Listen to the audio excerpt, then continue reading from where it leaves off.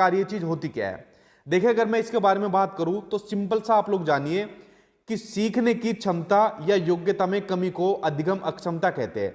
देखिए जब लर्निंग होती है, जब भी कोई आदमी सीखता है, मान लीजिए आप भी कोई चीज सीखते हो, तो सीखने में किसी भी तरीके की कमी, मान लीजिए लिखने में समस्या हो रही है, पढ़ने में समस्या हो रही है, तो किसी भी तरीके की समस्या या किसी भी तरीके की योग्यता में कमी को अधिगम अक्षमता या फिर अधिगम निरोग्यता के नाम से जाना जाता है, लर्निंग डिसेबिलिटीज के नाम से जाना जाता है, किसी भी तरीके की जो अक्षमता होती है। अब देखिए जो आपके एग्जाम में पूछी जाती है वो पूछे जाते हैं लर्निंग डिसेबिलिटीज के टाइप, यानी इसके प्रकार पूछे जाते हैं।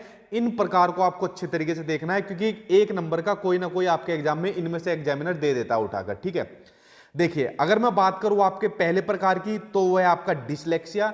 डिसलेक्सिया आपका सिंपल याद करना है, ये आपका पढ़ने से संबंधित विकार होता है।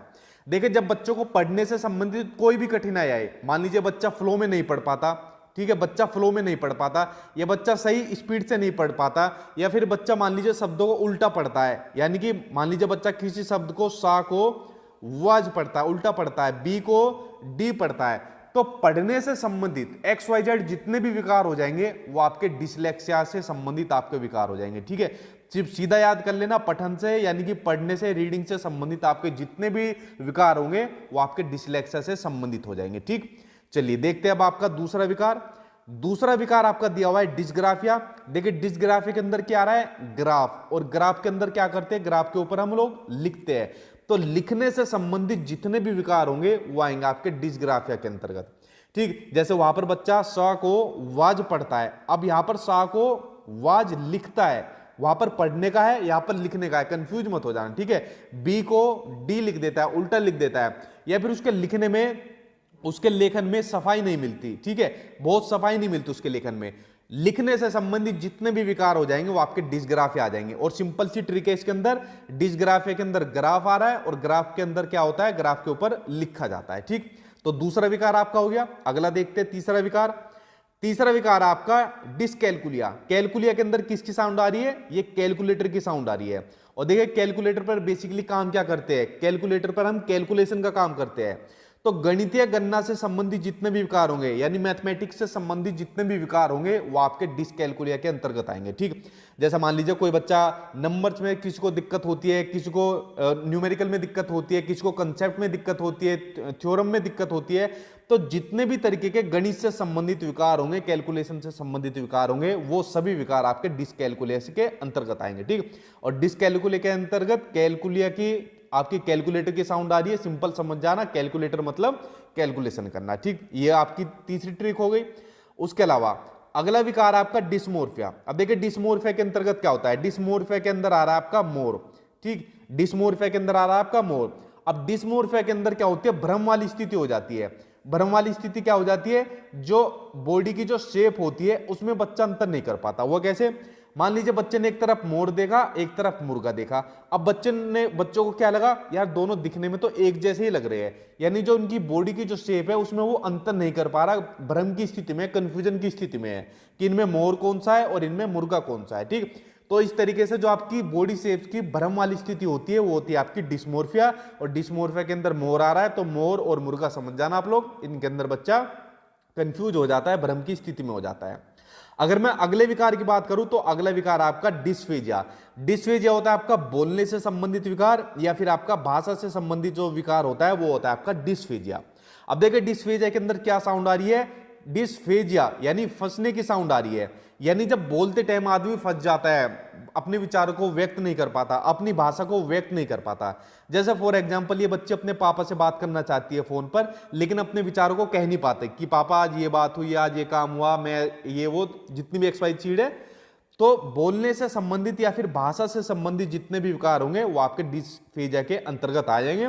और डिस्फेजिया के अंदर आ रहा है फंस, यानी बोलते टाइम जो आदमी फंस गया या कोई भी फंस गया तो समझ जाना आपका डिस्फेजिया हो जाएगा, ठीक है। अपनी भाषा में ही फंस गया, जो सही से व्यक्त नहीं कर पा रहा अपने विचारों को। अगर मैं अगले विकार की बात करूं तो अगला विकार है आपका डिस्प्रेक्सिया। तो डिस्प्रेक्सिया होता है आपका शारीरिक कौशल से संबंधित जो विकार होता है, ठीक है। देखिए जब आदमी अपने मसल्स का सही तरीके से यूज नहीं कर पाता तो आपका डिस्प्रेक्सिया के अंतर्गत आएगा। वो कैसे, मान लीजिए ये वाली बॉल इस बच्चे की तरफ है कि इसको पकड़ने के लिए, तो बच्चे के हाथ की मूवमेंट कैसे होनी चाहिए थी, मसल्स कैसे होनी चाहिए, इसको पकड़ने वाली होनी चाहिए थी, बच्चे ने कर रखे उल्टे, ठीक है। आपको एक एग्जांपल दे रहा हूं मैं आपको। तो यहां पर क्या काम हो रहा है, बच्चा अपने मसल्स का सही तरीके से यूज नहीं कर पा रहा।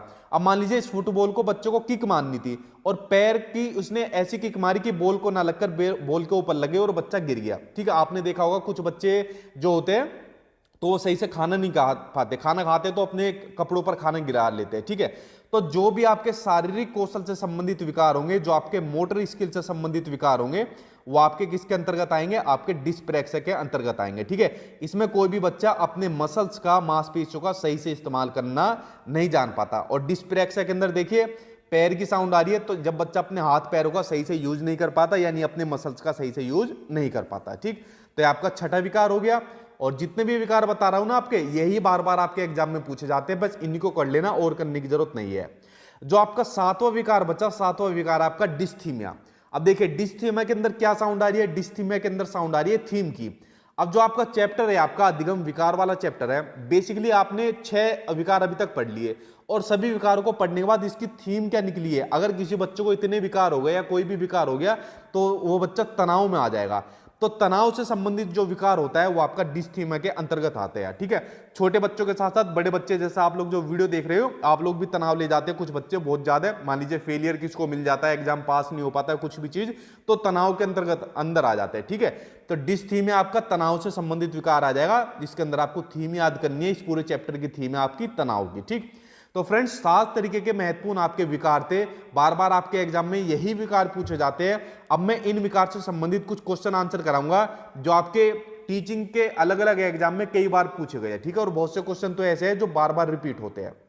देखिए पहला क्वेश्चन पढ़ते हैं कि यदि एक स्टूडेंट को संख्याओं में यानी नंबर्स में और परिकलन में समस्या हो रही है, यानी कैलकुलेशन में समस्या हो रही है, तो उसमें असमर्थता हो सकती है जिसका नाम है, देखिए आप लोग सिंपल समझिए, किसमें प्रॉब्लम हो रही है बच्चों को, नंबर्स में और कैलकुलेशन के अंदर। जो भी मैथ से संबंधित कुछ भी चीज होगी, चाहे नंबर की हो, चाहे कैलकुलेशन की हो, चाहे गणितीय गणनाओं की हो, XYZ कुछ भी चीज हो, तो आपका क्या बताया था मैंने, सिंपल सी साउंड है, किसकी साउंड आएगी आपकी, कैलकुलिया की, यानी डिसकैलकुलिया आ जाएगा। आंसर आपका सेकंड सही हो जाएगा। ठीक है, कैलकुलेटर की साउंड आ रही है यहां पर। ठीक है, तो आंसर आपका सेकंड सही हो जाएगा। कितना जल्दी देखिए आंसर निकला। अब दूसरा क्वेश्चन पढ़ते हैं। दूसरा क्वेश्चन आपका, एक बच्चा जो डैश से ग्रसित है, इसमें बताना क्या आएगा इस डैश के अंदर, वह सा को वाज, जो मैंने अभी आपको चीज बताई, और न्यूक्लियर को अनक्लियर में अंतर नहीं कर पाता, इन चीजों में अंतर नहीं कर पाता। देखिए अगर क्वेश्चन में बोलता हो इनके पढ़ने में अंतर नहीं कर पाता, तो सिंपल सा आपका आंसर हो जाएगा डिसलेक्सिया, अगर पढ़ने में अंतर नहीं कर पाता। अगर यहां पर बात होती लिखने की, तो लिखने के अंदर आ जाता आपका डिस्ग्राफिया। ठीक है, डिस्ग्राफिया आ जाता, लेकिन यहां पर डिस्ग्राफिया कहीं भी नहीं है, तो आंसर आपका डिसलेक्सिया आ जाएगा, यानी पढ़ने से संबंधित जो आपका विकार है इनमें अंतर नहीं कर पाता। दूसरा क्वेश्चन हो गया आपका। अब देखते हैं आपका तीसरा क्वेश्चन। तीसरा क्वेश्चन आपका गतिक कौशल। ठीक है, मोटर स्किल्स की बात हो रही है, जो आपके शारीरिक कौशल से संबंधित जो विकार मैंने आपको बताया था, मोटर स्किल्स का बताया था, जिसमें बच्चा अपने मसल्स का यूज सही से नहीं कर पाता, वो कौन सा हो जाता है, तो वो हो जाएगा आपका डिस्प्रेक्सिया, यानी अपने हाथ पैर का सही इस्तेमाल नहीं कर पाता, जो चीज ट्रिक मैंने आपको बताई थी। अगला देखते हैं, अगला क्वेश्चन कौन सा है। अगला क्वेश्चन सिंपल सा आपका कि लर्निंग डिसेबिलिटी क्या है, कई बार एग्जाम में आ चुका है। तो देखिए जो लर्निंग डिसेबिलिटी है, ये आपका एक वेरिएबल स्टेट है, यानी कि एक चर अवस्था है। वेरिएबल स्टेट यानी चर अवस्था क्यों है, क्योंकि इसके अंदर बदलाव देखने को मिल जाता है। मान लीजिए कोई बच्चा लर्निंग डिसेबिलिटी का शिकार है, ठीक है, तो वो कुछ ट्रेनिंग के बाद, कुछ प्रैक्टिस के बाद उस विकार को ठीक भी तो किया जा सकता है, उसमें ठीक है संभावना बनी रहती है ना उसमें सुधार करने की। तो इसलिए इसको एक वेरिएबल स्टेट कहा गया है, इसलिए इसको एक चर अवस्था कहा गया है, अधिगम निर्योग्यता यानी लर्निंग डिसेबिलिटी को। ठीक, अगला क्वेश्चन देखिए, अगला क्वेश्चन कौन सा है। अगला क्वेश्चन है कि शारीरिक रूप से अक्षम बच्चों को सामान्यतः होता है। देखिए अब इस क्वेश्चन के ऊपर बड़ा सस्पेंस रहता है, बुक के अंदर ये वाला क्वेश्चन बहुत गलत दिया होता है। ठीक है, इसलिए मैं कहता हूं आपको बार बार वीडियो में, आपको बुक नहीं पढ़नी है कोई भी। ठीक, बुक के अंदर आपको ये वाला बहुत क्वेश्चन गलत दिया होता है, जबकि मैंने इसका आंसर जो ऑफिशियल आंसर किए वहां से भी मिला लिया, जो भी ऑथेंटिक सोर्स है वहां से मिला लिया। इसका आंसर आपका आएगा डिस्ग्राफिया आएगा। अब आप कहोगे सर डिस्ग्राफिया के अंदर तो ग्राफ आ रहा है, और ग्राफ आते आपने कहा था लेखन से संबंधित जो भी विकार होगा वो आपका डिस्ग्राफिया आएगा। ठीक, लेकिन आप लोग एक बात बताइए, मान लीजिए कोई बच्चा शारीरिक रूप से अक्षम है, तो क्या बच्चा वो चीजें लिख पाएगा?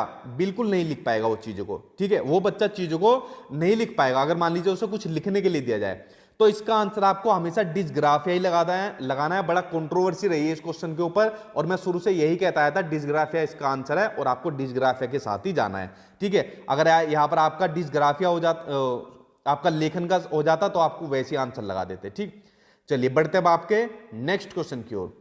अगला क्वेश्चन देखते क्या दिया हुआ है। इसलिए मैंने कहा था, जैसे नोट्स के अंदर मैंने आपको जो क्वेश्चन आंसर भी प्रैक्टिस के लिए दिए, उसमें ऑफिशियल आंसर किस आपको आंसर मिला है, और बुक वाले क्या काम करते हैं, बुक वाले गलत देते हैं बहुत से क्वेश्चन आंसर, ये बच्चों को फेल कराने के लिए बहुत जिम्मेदार होते हैं। ठीक है, इसलिए मैं बुक वालों को कभी रिकमेंड नहीं करता कोई भी बुक बच्चों को।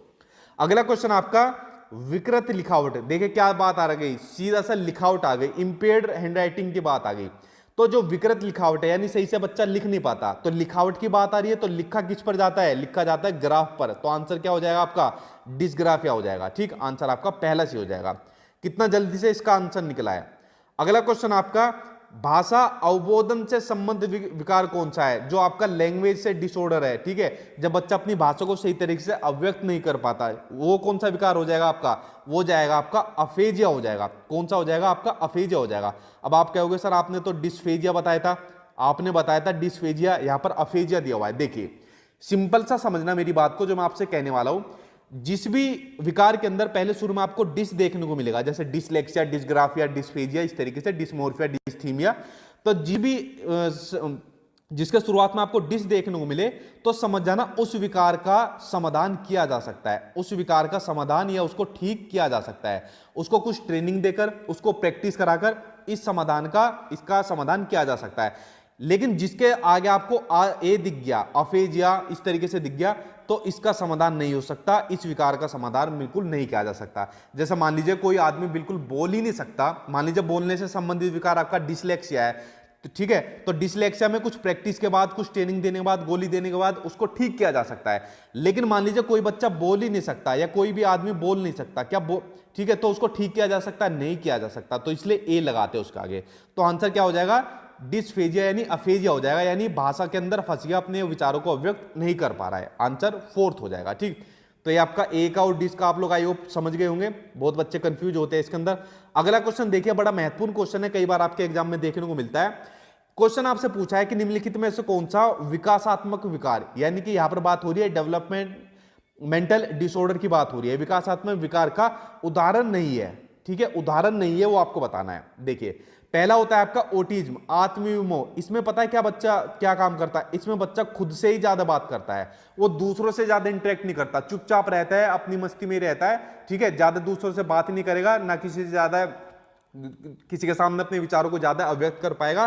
तो जो ओटिज्म होता है, ये विकासात्मक विकार का एक उदाहरण होता है।